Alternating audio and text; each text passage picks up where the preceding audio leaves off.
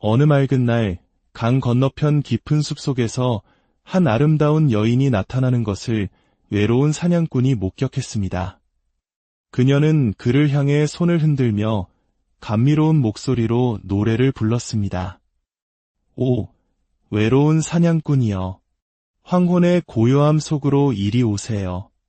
이리 와요. 당신이 그리워요. 나는 당신을 꼭 안아주고 싶어요. 이리 와요. 나의 둥지는 바로 저기에 있답니다. 나는 그저 당신을 지켜주고 싶을 뿐이에요. 그 황홀한 노랫소리에 마음을 빼앗긴 사냥꾼은 주저없이 옷을 벗어 던지고 차가운 강물로 뛰어들었습니다. 그러나 그가 간신히 강 반대편 기슭에 도착했을 때 그토록 아름답던 여인은 갑자기 한 마리의 올빼미로 변해버렸습니다. 그리고는 사냥꾼을 조롱하듯 기분 나쁜 웃음소리를 내며 숲속 깊은 곳으로 날아가 버렸습니다. 완전한 절망에 빠진 사냥꾼은 추위로부터 몸을 보호하고 자신의 옷을 되찾기 위해 강을 다시 건너려 했습니다. 하지만 유혹적인 노랫소리에 이미 모든 기력을 소진한 그는 더 이상 헤엄칠 힘이 남아있지 않았고 결국 강 한가운데서 익사하고 말았습니다.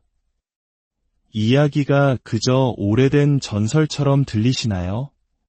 하지만 이 이야기는 현대사회를 살아가는 우리 모두의 마음속 깊은 곳에 숨겨진 어떤 위험한 욕망에 대해 경고하고 있습니다. 오늘 우리는 이 오래된 이야기와 함께 어른의 몸을 가졌지만 아이의 마음에 갇혀버린 사람들, 이른바 영원한 아이에 대한 심리학적 탐구를 시작하려 합니다. 이야기에 마음이 움직이셨다면 잠시 시간을 내어 구독과 좋아요를 눌러주시는 것은 어떨까요? 여러분의 작은 응원이 저희가 인간 정신의 더 깊은 지혜를 탐구하는 여정에 아주 큰 힘이 됩니다. 여러분의 삶에 늘 평안과 지혜가 함께하기를 기원합니다. 20세기 중반 저명한 심리학자 마리-루이즈 폰 프란츠는 한 가지 우려스러운 사회적 경향을 발견했습니다. 분명히 성인이 될 나이가 되었음에도 불구하고 심리적으로는 성숙이 지연되는 듯한 남성과 여성이 점점 더 많아지고 있다는 사실이었습니다. 겉보기에는 완벽한 성인의 신체를 가졌지만 그들의 정신적 발달은 그 속도를 따라가지 못하고 있었습니다. 마치 시간이 멈춘 듯 그들은 청소년기의 어느 지점에 머물러 있었습니다. 폰 프란츠는 어째서 이렇게 중요한 문제가 사회적으로 충분한 주목을 받지 못하는지에 대해 깊은 의문을 품었습니다. 1959년 그녀는 이 현상을 설명하기 위해 라틴어에서 영원한 아이를 의미하는 푸에르 아에테르누스라는 용어를 사용하여 일련의 강의를 시작했습니다. 본래 이 용어는 신화 속에서 영원히 늙지 않는 신성한 아이를 지칭하는 말이었지만 저명한 스위스 정신과 의사이자 분석심리학의 창시자인 칼 융은 이 개념을 심리학적으로 재해석했습니다. 그는 이 용어를 성숙하기를 거부하는 인간의 원형을 설명하는 데 사용했습니다. 영원한 아이, 즉 푸에르 아에테르누스는 정서적 발달이 15세에서 18세 사이의 청소년기에 멈춰버린 사람을 의미합니다. 그들은 성인이 되어서도 여전히 10대의 특징적인 사고방식과 행동 양식을 병적으로 고수하며 이로 인해 인생의 다양한 도전 과제에 직면하고 성장할 기회를 스스로 박탈합니다. 왜 이런 현상이 발생하는 것일까요? 융학파의 분석에 따르면 영원한 아이가 그토록 갈망하는 지속적인 행복에 대한 욕구는 목가적이고 아름답게만 기억되는 어린 시절의 추억에서 비롯됩니다. 특히 그 기억의 중심에는 자녀의 행복에 절대적인 역할을 했던 어머니가 존재합니다.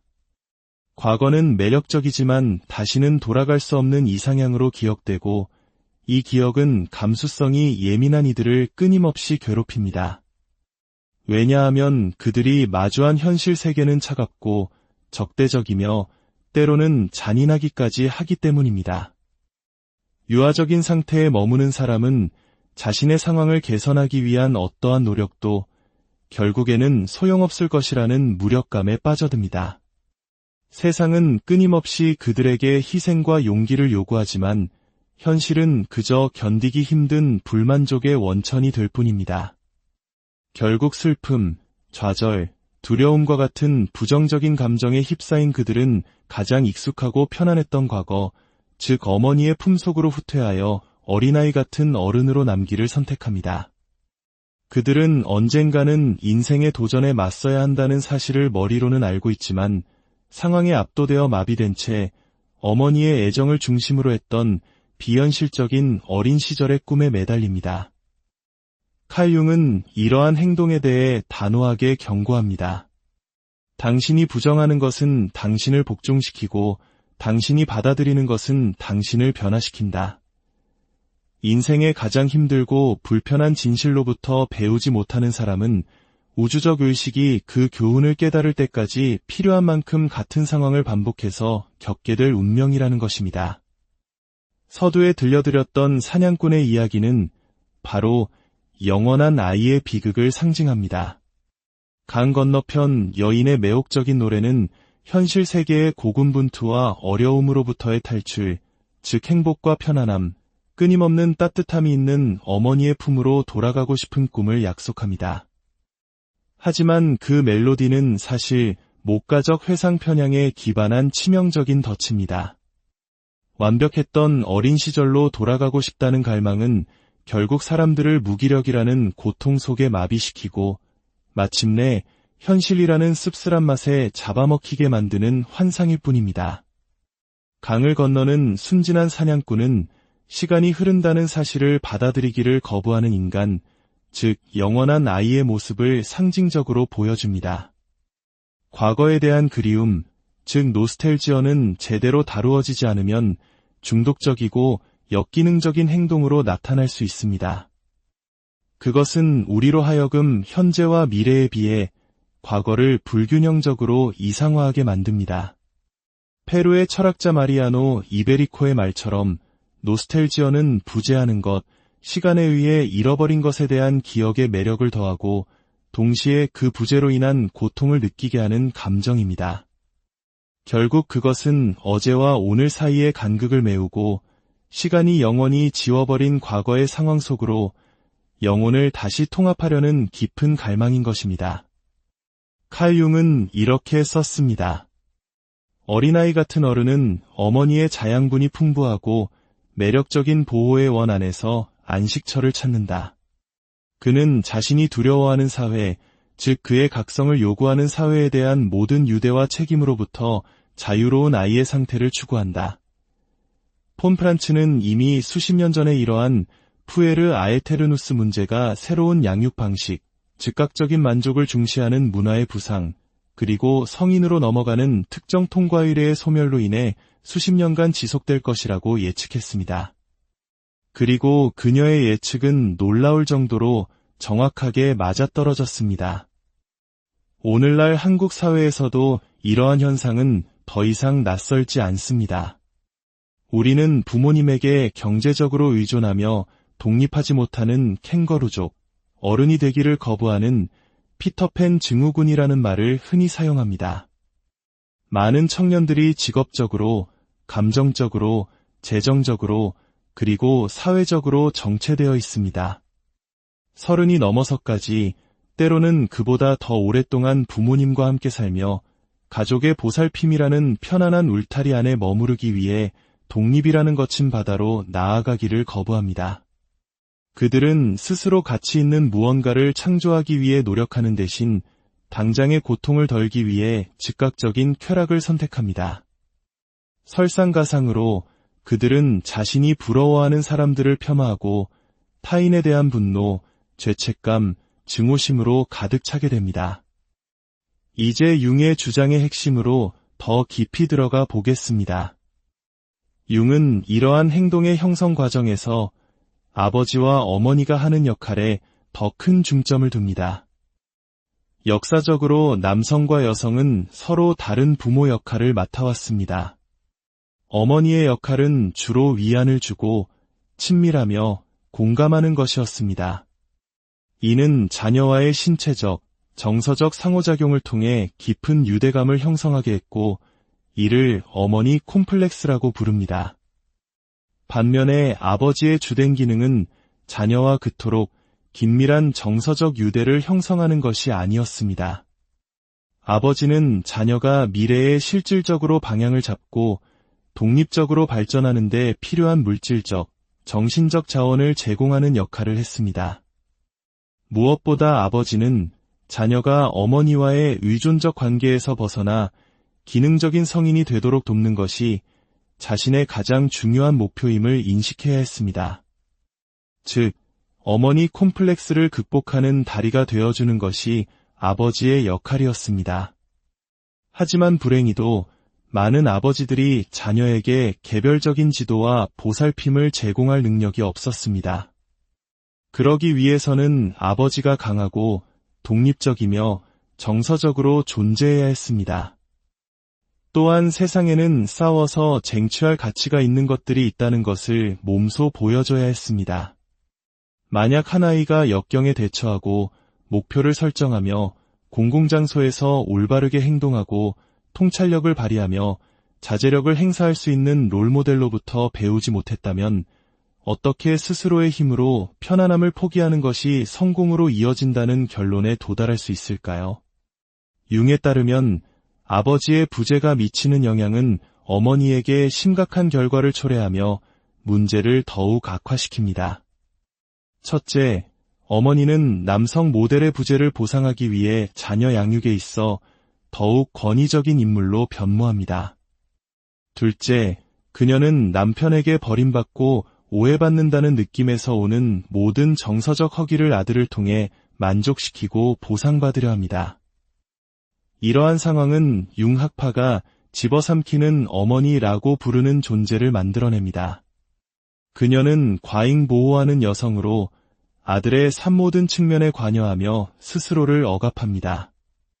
최선의 의도를 가졌음에도 불구하고 어머니는 종종 무의식적으로 아들을 조종하여 그가 아주 늦은 나이까지 혹은 최악의 경우 영원히 자신에게 의존하도록 만듭니다. 바로 여기에 어머니와 아들 사이에 비밀스러운 공모가 있으며 두 사람 모두 아들의 생명력을 훼손하는 데 일조하는 방식이 숨어 있습니다. 현실에 적응하고 개별화하려는 건강한 욕망은 두려움, 고통, 불확실성을 수반하지만 이는 어머니라는 인물과 연결되어 있으려는 절박한 필요로 대체됩니다. 만약 아들이 생물학적 어머니에게 계속 의존하지 않는다면 그는 절박하게 다른 여성들 속에서 자신의 정서적 결핍을 채워줄 후계자를 찾거나 혹은 중독이라는 위안의 품속으로 자신을 잃어버릴 수도 있습니다.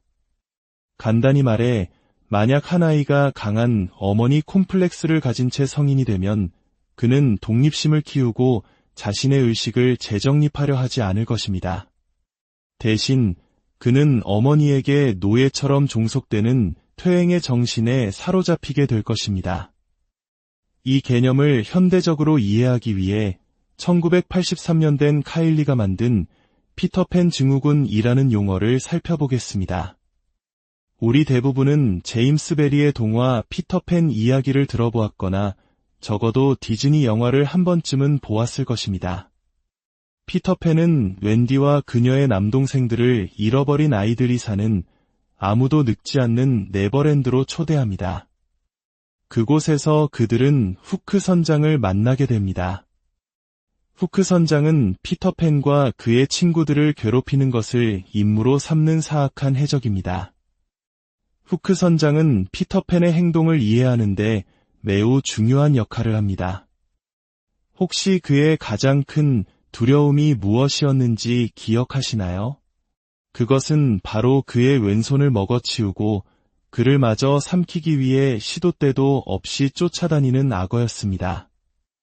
이 배고픈 악어는 오래전 시계를 삼켰고 그 똑딱거리는 소리는 후크 선장에게 포식자가 가까이 있으며 자신을 집어삼키려 한다는 사실을 끊임없이 상기시킵니다. 후크는 인정하기를 거부하지만 자신의 최종 운명이 피할 수 없다는 것을 잘 알고 있습니다.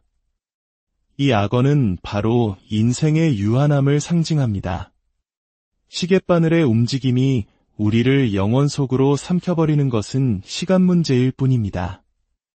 이 진실의 겁에 질린 후크는 네버랜드에 혼돈을 일으키려 하고, 이는 바로 성장하기를 거부하는 소년 피터팬의 모습을 정확하게 대변합니다. 피터팬은 웬디에게 영원히 함께 살자고 애원하지만 옌디는 인생의 자연스러운 순환을 따르겠다는 의지를 표현합니다. 피터팬은 생각 없고 태평한 소년의 과장된 전형이며 심지어 앤디가 자신의 그림자를 다시 붙여주었을 때도 마치 자신이 대단한 일을 한 것처럼 스스로를 칭찬합니다. 그는 어린 시절의 이기심을 상징하며 다가올 위험을 전혀 인지하지 못하는 건망증 있고 태평한 모습으로 그려집니다. 이제 우리는 피터팬 증후군의 핵심 특징을 이해할 수 있습니다. 늙어감을 부정하고 무책임하며 반항적이고 분노하며 오만하고 의존적이며 자기중심적이고 자신이 사회의 법과 규범을 초월한 존재라고 믿는 것입니다. 그렇다면 이 영원한 아이는 어떻게 해야 이 굴레에서 벗어날 수 있을까요? 폰 프란츠는 단순히 그들에게 일을 하라고 설교하는 것은 별 도움이 되지 않는다고 말합니다. 그렇게 하면 그들은 진전 없이 분노만 쌓게 될 뿐입니다. 해결책은 무의식이 가리키는 방향을 따르는 것에서 시작됩니다. 무의식은 항상 동기가 어디에서 발생할 수 있는지 혹은 심리적 에너지가 자연스럽게 어디로 흐를 것인지를 보여주는 약속이나 방향을 제시하려 합니다. 따라서 자신이 끌리는 일부터 시작하는 것이 더 쉽습니다. 관심의 자연스러운 흐름이 어디로 향하는지 관찰하기 위해 일정 시간을 기다리고 그 후에 그 사람이 그곳에 노력을 쏟도록 유도하는 것이 현명한 방법입니다. 하지만 명심해야 할 것이 있습니다. 자신이 매력을 느끼는 활동에 피난처를 삼는다고 해서 일상의 지루함, 무거움, 피로의 순간들을 피할 수 있는 것은 아닙니다. 가장 창의적인 일조차도 일정량의 불확실성, 지루함, 그리고 불편함을 포함합니다. 영원한 아이는 종종 바로 이 지점에서 이건 내 일이 아니야 라고 소리치며 도망칩니다. 오늘 이 이야기를 통해 제가 여러분과 나누고 싶은 핵심 메시지는 이것입니다. 노력은 피할 수 없다는 것입니다. 우리가 선택할 수 있는 것은 단지 그 노력을 어디에 사용할 것인가 하는 문제뿐입니다. 당신에게 가치 있고 의미 있는 길을 가는데 그 노력을 사용하시겠습니까? 아니면 그저 올빼미의 달콤한 노랫소리에 취해 결국 당신을 파멸로 이끌 그 날갯짓의 존재를 무시하는 씁쓸함을 견디시겠습니까? 선택은 언제나 어느 맑은 날 강 건너편 깊은 숲속에서 한 아름다운 여인이 나타나는 것을 외로운 사냥꾼이 목격했습니다. 그녀는 그를 향해 손을 흔들며 감미로운 목소리로 노래를 불렀습니다. 오, 외로운 사냥꾼이여, 황혼의 고요함 속으로 이리 오세요. 이리 와요.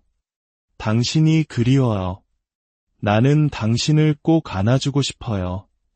이리 와요. 나의 둥지는 바로 저기에 있답니다.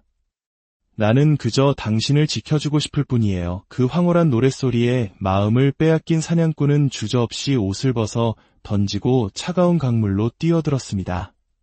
그러나 그가 간신히 강 반대편 기슭에 도착했을 때 그토록 아름답던 여인은 갑자기 한 마리의 올빼미로 변해버렸습니다. 그리고는 사냥꾼을 조롱하듯 기분 나쁜 웃음소리를 내며 숲속 깊은 곳으로 날아가 버렸습니다.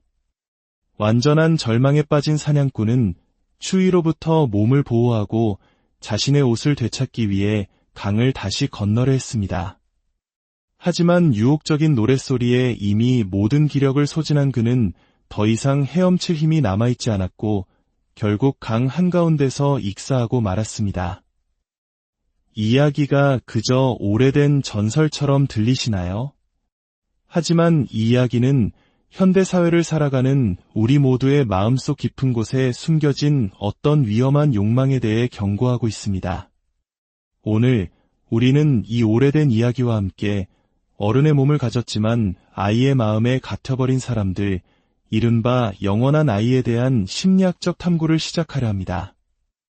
이야기에 마음이 움직이셨다면 잠시 시간을 내어 구독과 좋아요를 눌러주시는 것은 어떨까요?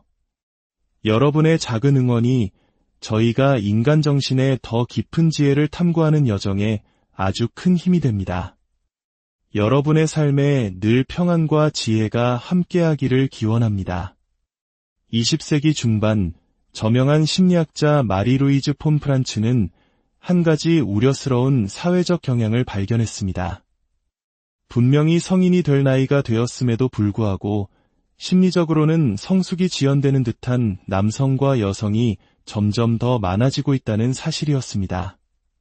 겉보기에는 완벽한 성인의 신체를 가졌지만 그들의 정신적 발달은 그 속도를 따라가지 못하고 있었습니다. 마치 시간이 멈춘 듯 그들은 청소년기의 어느 지점에 머물러 있었습니다. 폰 프란츠는 어째서 이렇게 중요한 문제가 사회적으로 충분한 주목을 받지 못하는지에 대해 깊은 의문을 품었습니다. 1959년 그녀는 이 현상을 설명하기 위해 라틴어에서 영원한 아이를 의미하는 푸에르 아에테르누스라는 용어를 사용하여 일련의 강의를 시작했습니다. 본래 이 용어는 신화 속에서 영원히 늙지 않는 신성한 아이를 지칭하는 말이었지만 저명한 스위스 정신과 의사이자 분석심리학의 창시자인 칼 융은 이 개념을 심리학적으로 재해석했습니다. 그는 이 용어를 성숙하기를 거부하는 인간의 원형을 설명하는 데 사용했습니다. 영원한 아이, 즉 푸에르 아에테르누스는 정서적 발달이 15세에서 18세 사이의 청소년기에 멈춰버린 사람을 의미합니다.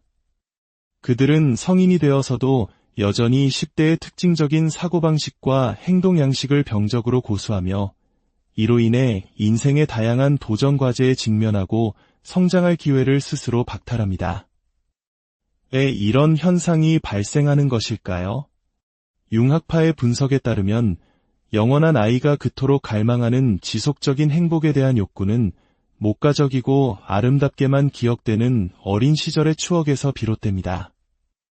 특히 그 기억의 중심에는 자녀의 행복에 절대적인 역할을 했던 어머니가 존재합니다. 과거는 매력적이지만 다시는 돌아갈 수 없는 이상향으로 기억되고 이 기억은 감수성이 예민한 이들을 끊임없이 괴롭힙니다.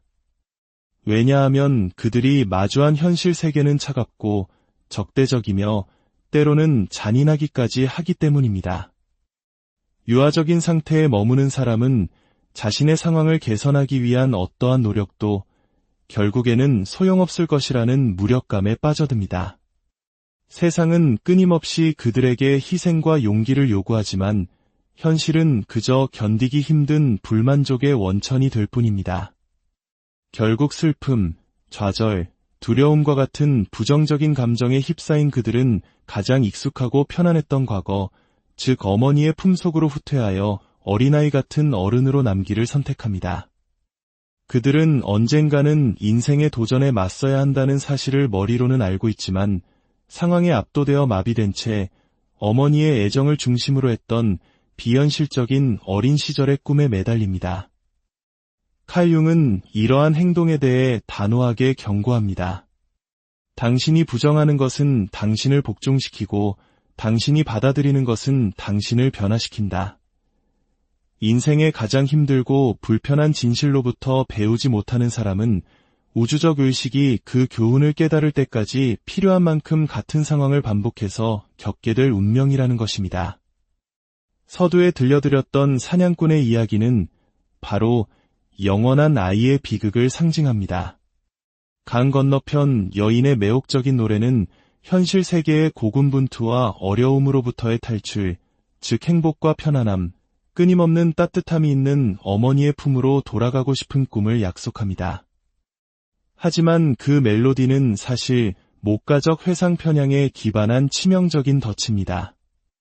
완벽했던 어린 시절로 돌아가고 싶다는 갈망은 결국 사람들을 무기력이라는 고통 속에 마비시키고 마침내 현실이라는 씁쓸한 맛에 잡아먹히게 만드는 환상일 뿐입니다. 강을 건너는 순진한 사냥꾼은 시간이 흐른다는 사실을 받아들이기를 거부하는 인간, 즉 영원한 아이의 모습을 상징적으로 보여줍니다. 과거에 대한 그리움, 즉 노스텔지어는 제대로 다루어지지 않으면 중독적이고 역기능적인 행동으로 나타날 수 있습니다. 그것은 우리로 하여금 현재와 미래에 비해 과거를 불균형적으로 이상화하게 만듭니다.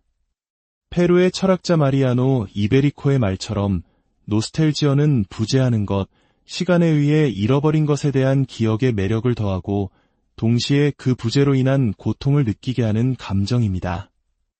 결국 그것은 어제와 오늘 사이의 간극을 메우고 시간이 영원히 지워버린 과거의 상황 속으로 영혼을 다시 통합하려는 깊은 갈망인 것입니다. 칼 융은 이렇게 썼습니다. 어린아이 같은 어른은 어머니의 자양분이 풍부하고 매력적인 보호의 원 안에서 안식처를 찾는다. 그는 자신이 두려워하는 사회, 즉 그의 각성을 요구하는 사회에 대한 모든 유대와 책임으로부터 자유로운 아이의 상태를 추구한다.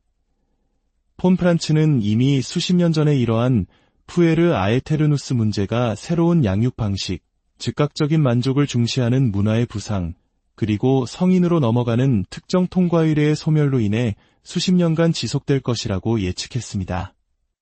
그리고 그녀의 예측은 놀라울 정도로 정확하게 맞아떨어졌습니다. 오늘날 한국 사회에서도 이러한 현상은 더 이상 낯설지 않습니다. 우리는 부모님에게 경제적으로 의존하며 독립하지 못하는 캥거루족, 어른이 되기를 거부하는 피터팬 증후군이라는 말을 흔히 사용합니다. 많은 청년들이 직업적으로, 감정적으로, 재정적으로, 그리고 사회적으로 정체되어 있습니다.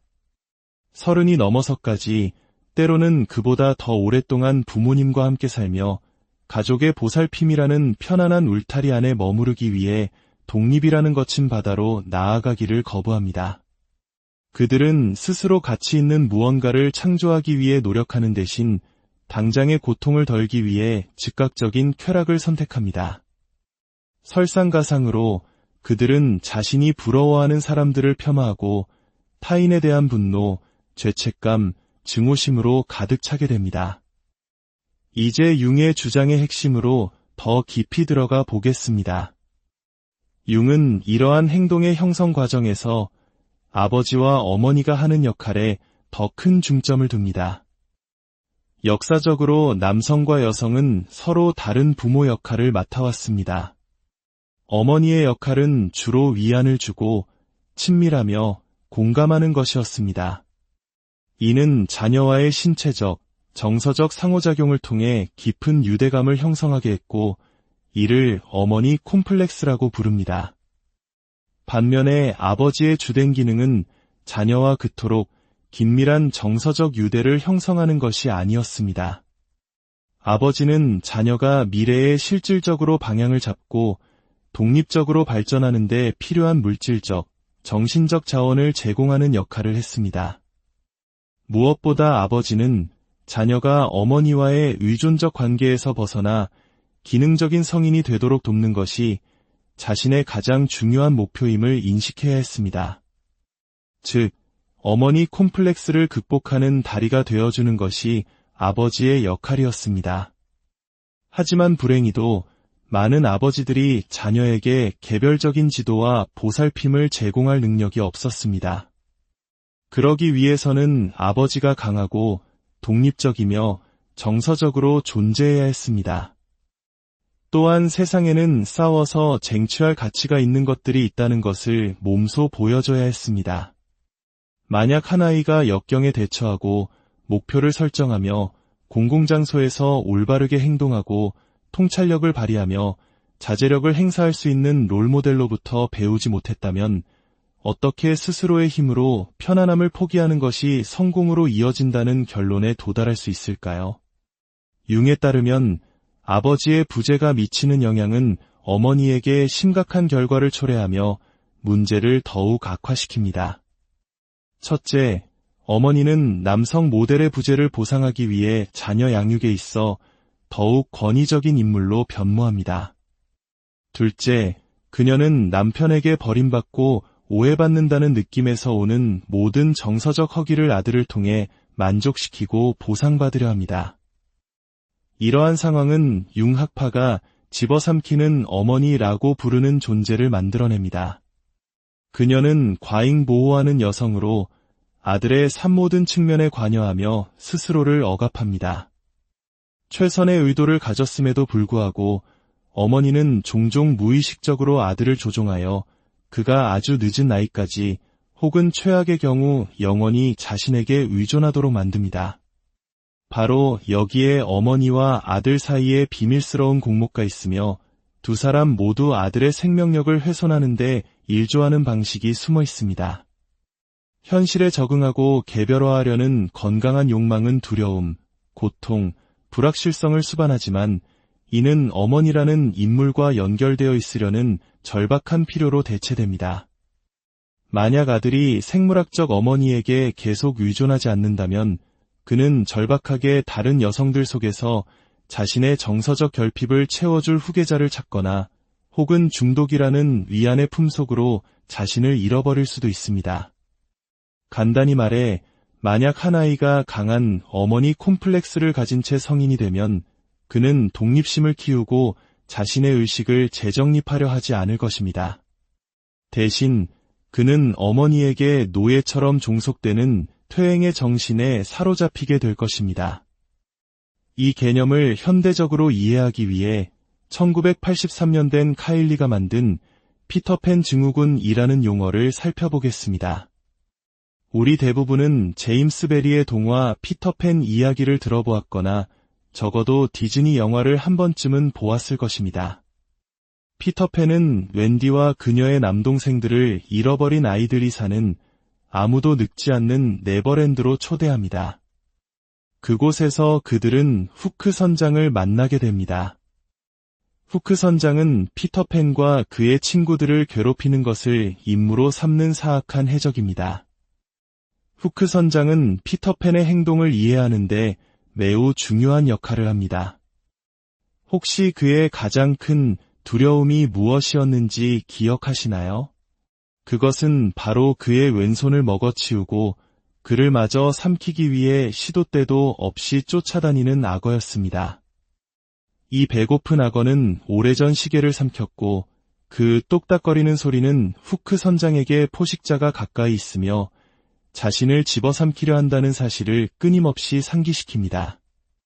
후크는 인정하기를 거부하지만 자신의 최종 운명이 피할 수 없다는 것을 잘 알고 있습니다. 이 악어는 바로 인생의 유한함을 상징합니다. 시계바늘의 움직임이 우리를 영원 속으로 삼켜버리는 것은 시간 문제일 뿐입니다. 이 진실의 겁에 질린 후크는 네버랜드의 혼돈을 일으키려 하고 이는 바로 성장하기를 거부하는 소년 피터팬의 모습을 정확하게 대변합니다.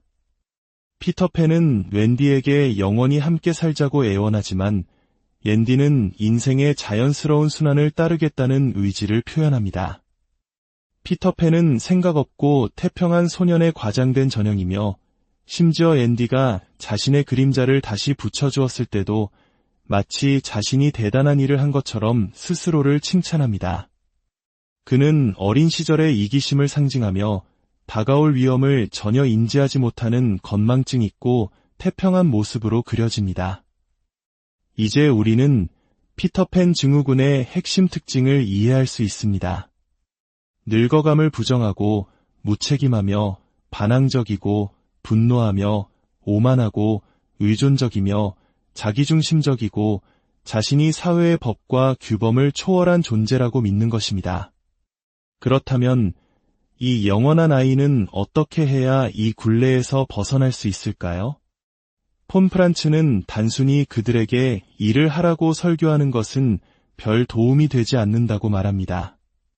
그렇게 하면 그들은 진전 없이 분노만 쌓게 될 뿐입니다. 해결책은 무의식이 가리키는 방향을 따르는 것에서 시작됩니다. 무의식은 항상 동기가 어디에서 발생할 수 있는지 혹은 심리적 에너지가 자연스럽게 어디로 흐를 것인지를 보여주는 약속이나 방향을 제시하려 합니다. 따라서 자신이 끌리는 일부터 시작하는 것이 더 쉽습니다. 관심의 자연스러운 흐름이 어디로 향하는지 관찰하기 위해 일정 시간을 기다리고 그 후에 그 사람이 그곳에 노력을 쏟도록 유도하는 것이 현명한 방법입니다. 하지만 명심해야 할 것이 있습니다. 자신이 매력을 느끼는 활동에 피난처를 삼는다고 해서 일상의 지루함, 무거움, 피로의 순간들을 피할 수 있는 것은 아닙니다. 가장 창의적인 일조차도 일정량의 불확실성, 지루함, 그리고 불편함을 포함합니다. 영원한 아이는 종종 바로 이 지점에서 이건 내 일이 아니야 라고 소리치며 도망칩니다. 오늘 이 이야기를 통해 제가 여러분과 나누고 싶은 핵심 메시지는 이것입니다. 노력은 피할 수 없다는 것입니다. 우리가 선택할 수 있는 것은 단지 그 노력을 어디에 사용할 것인가 하는 문제뿐입니다. 당신에게 가치 있고 의미 있는 길을 가는데 그 노력을 사용하시겠습니까? 아니면 그저 올빼미의 달콤한 노랫소리에 취해 결국 당신을 파멸로 이끌 그 날갯짓의 존재를 무시하는 씁쓸함을 견디시겠습니까? 선택은 언제나 어느 맑은 날 강 건너편 깊은 숲속에서 한 아름다운 여인이 나타나는 것을 외로운 사냥꾼이 목격했습니다. 그녀는 그를 향해 손을 흔들며 감미로운 목소리로 노래를 불렀습니다. 오, 외로운 사냥꾼이여, 황혼의 고요함 속으로 이리 오세요. 이리 와요. 당신이 그리워요. 나는 당신을 꼭 안아주고 싶어요. 이리 와요. 나의 둥지는 바로 저기에 있답니다. 나는 그저 당신을 지켜주고 싶을 뿐이에요. 그 황홀한 노랫소리에 마음을 빼앗긴 사냥꾼은 주저없이 옷을 벗어 던지고 차가운 강물로 뛰어들었습니다. 그러나 그가 간신히 강 반대편 기슭에 도착했을 때 그토록 아름답던 여인은 갑자기 한 마리의 올빼미로 변해버렸습니다. 그리고는 사냥꾼을 조롱하듯 기분 나쁜 웃음소리를 내며 숲속 깊은 곳으로 날아가 버렸습니다. 완전한 절망에 빠진 사냥꾼은 추위로부터 몸을 보호하고 자신의 옷을 되찾기 위해 강을 다시 건너려 했습니다. 하지만 유혹적인 노랫소리에 이미 모든 기력을 소진한 그는 더 이상 헤엄칠 힘이 남아있지 않았고 결국 강 한가운데서 익사하고 말았습니다. 이야기가 그저 오래된 전설처럼 들리시나요? 하지만 이 이야기는 현대사회를 살아가는 우리 모두의 마음속 깊은 곳에 숨겨진 어떤 위험한 욕망에 대해 경고하고 있습니다. 오늘 우리는 이 오래된 이야기와 함께 어른의 몸을 가졌지만 아이의 마음에 갇혀버린 사람들, 이른바 영원한 아이에 대한 심리학적 탐구를 시작하려 합니다. 이야기에 마음이 움직이셨다면 잠시 시간을 내어 구독과 좋아요를 눌러주시는 것은 어떨까요? 여러분의 작은 응원이 저희가 인간 정신의 더 깊은 지혜를 탐구하는 여정에 아주 큰 힘이 됩니다. 여러분의 삶에 늘 평안과 지혜가 함께하기를 기원합니다. 20세기 중반 저명한 심리학자 마리-루이즈 폰 프란츠는 한 가지 우려스러운 사회적 경향을 발견했습니다. 분명히 성인이 될 나이가 되었음에도 불구하고 심리적으로는 성숙이 지연되는 듯한 남성과 여성이 점점 더 많아지고 있다는 사실이었습니다. 겉보기에는 완벽한 성인의 신체를 가졌지만 그들의 정신적 발달은 그 속도를 따라가지 못하고 있었습니다. 마치 시간이 멈춘 듯 그들은 청소년기의 어느 지점에 머물러 있었습니다. 폰 프란츠는 어째서 이렇게 중요한 문제가 사회적으로 충분한 주목을 받지 못하는지에 대해 깊은 의문을 품었습니다. 1959년 그녀는 이 현상을 설명하기 위해 라틴어에서 영원한 아이를 의미하는 푸에르 아에테르누스라는 용어를 사용하여 일련의 강의를 시작했습니다. 본래 이 용어는 신화 속에서 영원히 늙지 않는 신성한 아이를 지칭하는 말이었지만 저명한 스위스 정신과 의사이자 분석 심리학의 창시자인 칼 융은 이 개념을 심리학적으로 재해석했습니다. 그는 이 용어를 성숙하기를 거부하는 인간의 원형을 설명하는 데 사용했습니다. 영원한 아이, 즉 푸에르 아에테르누스는 정서적 발달이 15세에서 18세 사이의 청소년기에 멈춰버린 사람을 의미합니다. 그들은 성인이 되어서도 여전히 10대의 특징적인 사고방식과 행동 양식을 병적으로 고수하며 이로 인해 인생의 다양한 도전 과제에 직면하고 성장할 기회를 스스로 박탈합니다. 왜 이런 현상이 발생하는 것일까요? 융학파의 분석에 따르면 영원한 아이가 그토록 갈망하는 지속적인 행복에 대한 욕구는 목가적이고 아름답게만 기억되는 어린 시절의 추억에서 비롯됩니다. 특히 그 기억의 중심에는 자녀의 행복에 절대적인 역할을 했던 어머니가 존재합니다. 과거는 매력적이지만 다시는 돌아갈 수 없는 이상향으로 기억되고 이 기억은 감수성이 예민한 이들을 끊임없이 괴롭힙니다. 왜냐하면 그들이 마주한 현실 세계는 차갑고 적대적이며 때로는 잔인하기까지 하기 때문입니다. 유아적인 상태에 머무는 사람은 자신의 상황을 개선하기 위한 어떠한 노력도 결국에는 소용없을 것이라는 무력감에 빠져듭니다. 세상은 끊임없이 그들에게 희생과 용기를 요구하지만 현실은 그저 견디기 힘든 불만족의 원천이 될 뿐입니다. 결국 슬픔, 좌절, 두려움과 같은 부정적인 감정에 휩싸인 그들은 가장 익숙하고 편안했던 과거, 즉 어머니의 품속으로 후퇴하여 어린아이 같은 어른으로 남기를 선택합니다.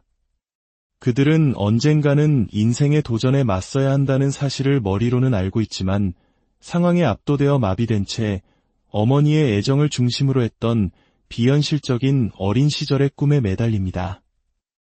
칼 융은 이러한 행동에 대해 단호하게 경고합니다. 당신이 부정하는 것은 당신을 복종시키고 당신이 받아들이는 것은 당신을 변화시킨다. 인생의 가장 힘들고 불편한 진실로부터 배우지 못하는 사람은 우주적 의식이 그 교훈을 깨달을 때까지 필요한 만큼 같은 상황을 반복해서 겪게 될 운명이라는 것입니다. 서두에 들려드렸던 사냥꾼의 이야기는 바로 영원한 아이의 비극을 상징합니다.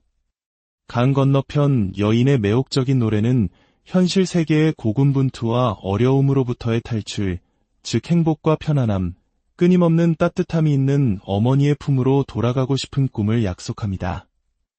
하지만 그 멜로디는 사실 목가적 회상 편향에 기반한 치명적인 덫입니다. 완벽했던 어린 시절로 돌아가고 싶다는 갈망은 결국 사람들을 무기력이라는 고통 속에 마비시키고 마침내 현실이라는 씁쓸한 맛에 잡아먹히게 만드는 환상일 뿐입니다. 강을 건너는 순진한 사냥꾼은 시간이 흐른다는 사실을 받아들이기를 거부하는 인간, 즉 영원한 아이의 모습을 상징적으로 보여줍니다. 과거에 대한 그리움, 즉 노스텔지어는 제대로 다루어지지 않으면 중독적이고 역기능적인 행동으로 나타날 수 있습니다.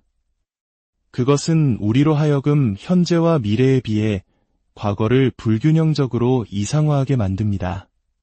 페루의 철학자 마리아노 이베리코의 말처럼 노스텔지어는 부재하는 것, 시간에 의해 잃어버린 것에 대한 기억의 매력을 더하고 동시에 그 부재로 인한 고통을 느끼게 하는 감정입니다. 결국 그것은 어제와 오늘 사이의 간극을 메우고 시간이 영원히 지워버린 과거의 상황 속으로 영혼을 다시 통합하려는 깊은 갈망인 것입니다. 칼 융은 이렇게 썼습니다. 어린아이 같은 어른은 어머니의 자양분이 풍부하고 매력적인 보호의 원 안에서 안식처를 찾는다. 그는 자신이 두려워하는 사회, 즉 그의 각성을 요구하는 사회에 대한 모든 유대와 책임으로부터 자유로운 아이의 상태를 추구한다. 폰 프란츠는 이미 수십 년 전에 이러한 푸에르 아에테르누스 문제가 새로운 양육 방식, 즉각적인 만족을 중시하는 문화의 부상, 그리고 성인으로 넘어가는 특정 통과 의례의 소멸로 인해 수십 년간 지속될 것이라고 예측했습니다. 그리고 그녀의 예측은 놀라울 정도로 정확하게 맞아떨어졌습니다. 오늘날 한국 사회에서도 이러한 현상은 더 이상 낯설지 않습니다. 우리는 부모님에게 경제적으로 의존하며 독립하지 못하는 캥거루족, 어른이 되기를 거부하는 피터팬 증후군이라는 말을 흔히 사용합니다.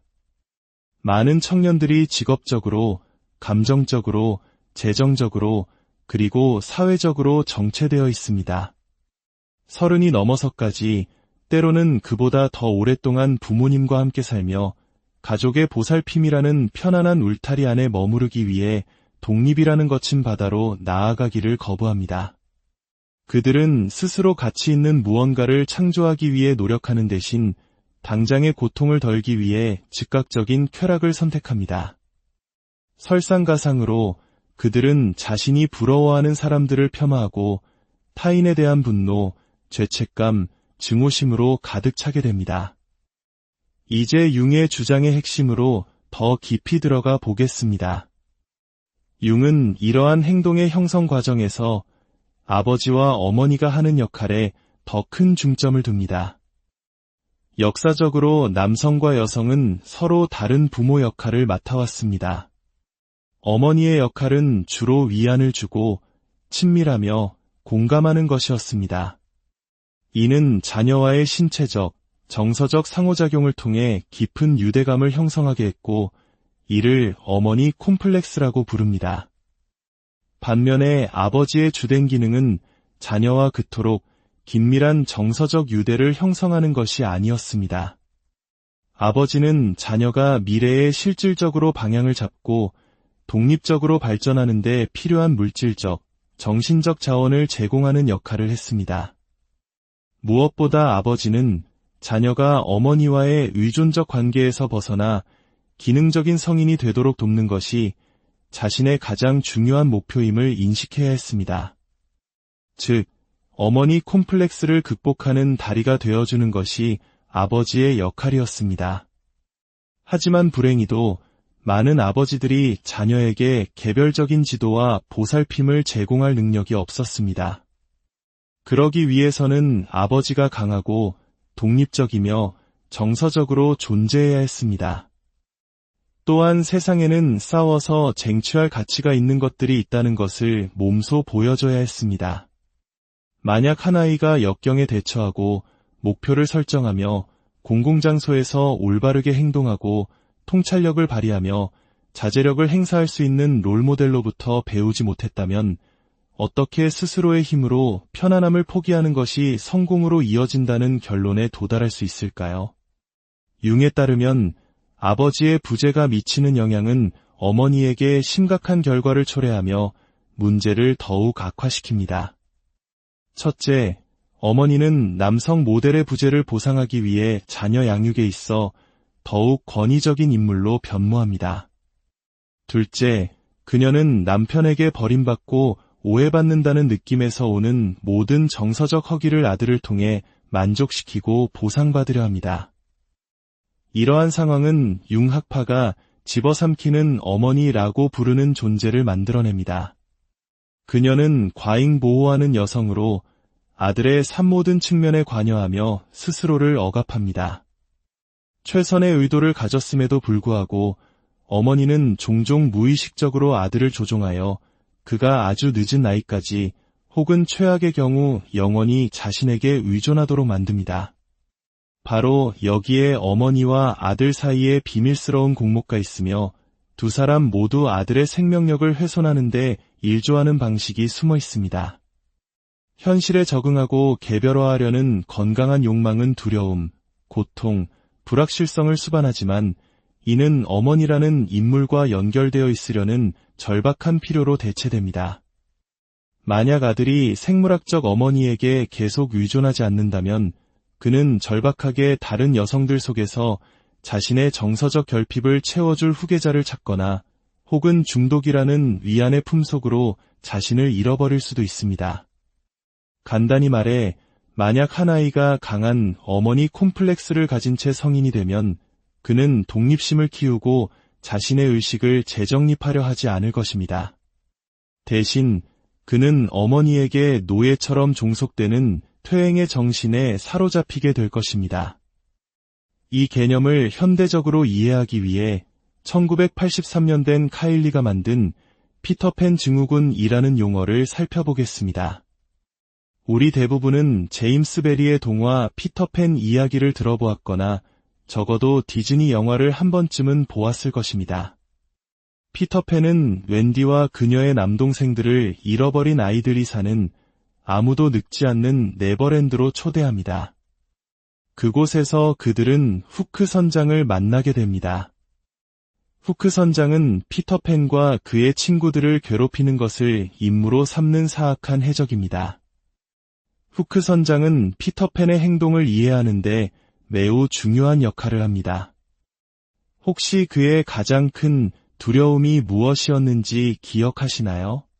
그것은 바로 그의 왼손을 먹어치우고 그를 마저 삼키기 위해 시도 때도 없이 쫓아다니는 악어였습니다. 이 배고픈 악어는 오래전 시계를 삼켰고 그 똑딱거리는 소리는 후크 선장에게 포식자가 가까이 있으며 자신을 집어삼키려 한다는 사실을 끊임없이 상기시킵니다. 후크는 인정하기를 거부하지만 자신의 최종 운명이 피할 수 없다는 것을 잘 알고 있습니다. 이 악어는 바로 인생의 유한함을 상징합니다. 시계바늘의 움직임이 우리를 영원 속으로 삼켜버리는 것은 시간 문제일 뿐입니다. 이 진실의 겁에 질린 후크는 네버랜드의 혼돈을 일으키려 하고 이는 바로 성장하기를 거부하는 소년 피터팬의 모습을 정확하게 대변합니다. 피터팬은 웬디에게 영원히 함께 살자고 애원하지만 옌디는 인생의 자연스러운 순환을 따르겠다는 의지를 표현합니다.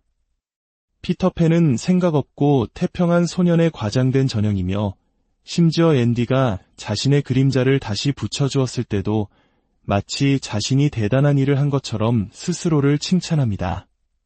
그는 어린 시절의 이기심을 상징하며 다가올 위험을 전혀 인지하지 못하는 건망증 있고 태평한 모습으로 그려집니다. 이제 우리는 피터팬 증후군의 핵심 특징을 이해할 수 있습니다. 늙어감을 부정하고 무책임하며 반항적이고 분노하며 오만하고 의존적이며 자기중심적이고 자신이 사회의 법과 규범을 초월한 존재라고 믿는 것입니다. 그렇다면 이 영원한 아이는 어떻게 해야 이 굴레에서 벗어날 수 있을까요? 폰 프란츠는 단순히 그들에게 일을 하라고 설교하는 것은 별 도움이 되지 않는다고 말합니다. 그렇게 하면 그들은 진전 없이 분노만 쌓게 될 뿐입니다. 해결책은 무의식이 가리키는 방향을 따르는 것에서 시작됩니다. 무의식은 항상 동기가 어디에서 발생할 수 있는지 혹은 심리적 에너지가 자연스럽게 어디로 흐를 것인지를 보여주는 약속이나 방향을 제시하려 합니다. 따라서 자신이 끌리는 일부터 시작하는 것이 더 쉽습니다. 관심의 자연스러운 흐름이 어디로 향하는지 관찰하기 위해 일정 시간을 기다리고 그 후에 그 사람이 그곳에 노력을 쏟도록 유도하는 것이 현명한 방법입니다. 하지만 명심해야 할 것이 있습니다. 자신이 매력을 느끼는 활동에 피난처를 삼는다고 해서 일상의 지루함, 무거움, 피로의 순간들을 피할 수 있는 것은 아닙니다. 가장 창의적인 일조차도 일정량의 불확실성, 지루함, 그리고 불편함을 포함합니다. 영원한 아이는 종종 바로 이 지점에서 이건 내 일이 아니야 라고 소리치며 도망칩니다. 오늘 이 이야기를 통해 제가 여러분과 나누고 싶은 핵심 메시지는 이것입니다. 노력은 피할 수 없다는 것입니다. 우리가 선택할 수 있는 것은 단지 그 노력을 어디에 사용할 것인가 하는 문제뿐입니다. 당신에게 가치 있고 의미 있는 길을 가는데 그 노력을 사용하시겠습니까? 아니면 그저 올빼미의 달콤한 노랫소리에 취해 결국 당신을 파멸로 이끌 그 날갯짓의 존재를 무시하는 씁쓸함을 견디시겠습니까? 선택은 언제나 어느 맑은 날 강 건너편 깊은 숲속에서 한 아름다운 여인이 나타나는 것을 외로운 사냥꾼이 목격했습니다. 그녀는 그를 향해 손을 흔들며 감미로운 목소리로 노래를 불렀습니다. 오, 외로운 사냥꾼이여. 황혼의 고요함 속으로 이리 오세요. 이리 와요. 당신이 그리워요. 나는 당신을 꼭 안아주고 싶어요. 이리 와요. 나의 둥지는 바로 저기에 있답니다. 나는 그저 당신을 지켜주고 싶을 뿐이에요. 그 황홀한 노랫소리에 마음을 빼앗긴 사냥꾼은 주저없이 옷을 벗어 던지고 차가운 강물로 뛰어들었습니다. 그러나 그가 간신히 강 반대편 기슭에 도착했을 때 그토록 아름답던 여인은 갑자기 한 마리의 올빼미로 변해버렸습니다. 그리고는 사냥꾼을 조롱하듯 기분 나쁜 웃음소리를 내며 숲속 깊은 곳으로 날아가 버렸습니다. 완전한 절망에 빠진 사냥꾼은 추위로부터 몸을 보호하고 자신의 옷을 되찾기 위해 강을 다시 건너려 했습니다. 하지만 유혹적인 노랫소리에 이미 모든 기력을 소진한 그는 더 이상 헤엄칠 힘이 남아있지 않았고 결국 강 한가운데서 익사하고 말았습니다. 이야기가 그저 오래된 전설처럼 들리시나요? 하지만 이 이야기는 현대사회를 살아가는 우리 모두의 마음속 깊은 곳에 숨겨진 어떤 위험한 욕망에 대해 경고하고 있습니다. 오늘 우리는 이 오래된 이야기와 함께 어른의 몸을 가졌지만 아이의 마음에 갇혀버린 사람들, 이른바 영원한 아이에 대한 심리학적 탐구를 시작하려 합니다. 이야기에 마음이 움직이셨다면 잠시 시간을 내어 구독과 좋아요를 눌러주시는 것은 어떨까요? 여러분의 작은 응원이 저희가 인간 정신의 더 깊은 지혜를 탐구하는 여정에 아주 큰 힘이 됩니다. 여러분의 삶에 늘 평안과 지혜가 함께하기를 기원합니다. 20세기 중반 저명한 심리학자 마리-루이즈 폰 프란츠는 한 가지 우려스러운 사회적 경향을 발견했습니다. 분명히 성인이 될 나이가 되었음에도 불구하고 심리적으로는 성숙이 지연되는 듯한 남성과 여성이 점점 더 많아지고 있다는 사실이었습니다. 겉보기에는 완벽한 성인의 신체를 가졌지만 그들의 정신적 발달은 그 속도를 따라가지 못하고 있었습니다. 마치 시간이 멈춘 듯 그들은 청소년기의 어느 지점에 머물러 있었습니다. 폰 프란츠는 어째서 이렇게 중요한 문제가 사회적으로 충분한 주목을 받지 못하는지에 대해 깊은 의문을 품었습니다.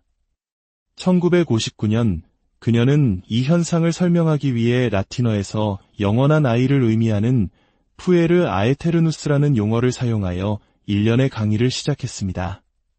본래 이 용어는 신화 속에서 영원히 늙지 않는 신성한 아이를 지칭하는 말이었지만 저명한 스위스 정신과 의사이자 분석심리학의 창시자인 칼 융은 이 개념을 심리학적으로 재해석했습니다. 그는 이 용어를 성숙하기를 거부하는 인간의 원형을 설명하는 데 사용했습니다. 영원한 아이, 즉 푸에르 아에테르누스는 정서적 발달이 15세에서 18세 사이의 청소년기에 멈춰버린 사람을 의미합니다.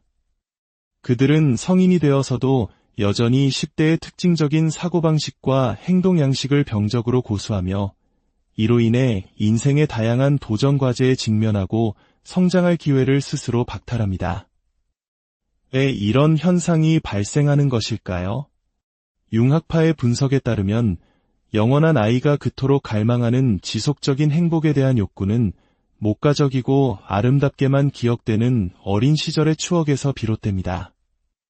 특히 그 기억의 중심에는 자녀의 행복에 절대적인 역할을 했던 어머니가 존재합니다. 과거는 매력적이지만 다시는 돌아갈 수 없는 이상향으로 기억되고 이 기억은 감수성이 예민한 이들을 끊임없이 괴롭힙니다. 왜냐하면 그들이 마주한 현실 세계는 차갑고 적대적이며 때로는 잔인하기까지 하기 때문입니다. 유아적인 상태에 머무는 사람은 자신의 상황을 개선하기 위한 어떠한 노력도 결국에는 소용없을 것이라는 무력감에 빠져듭니다. 세상은 끊임없이 그들에게 희생과 용기를 요구하지만 현실은 그저 견디기 힘든 불만족의 원천이 될 뿐입니다. 결국 슬픔, 좌절, 두려움과 같은 부정적인 감정에 휩싸인 그들은 가장 익숙하고 편안했던 과거, 즉 어머니의 품속으로 후퇴하여 어린아이 같은 어른으로 남기를 선택합니다. 그들은 언젠가는 인생의 도전에 맞서야 한다는 사실을 머리로는 알고 있지만 상황에 압도되어 마비된 채 어머니의 애정을 중심으로 했던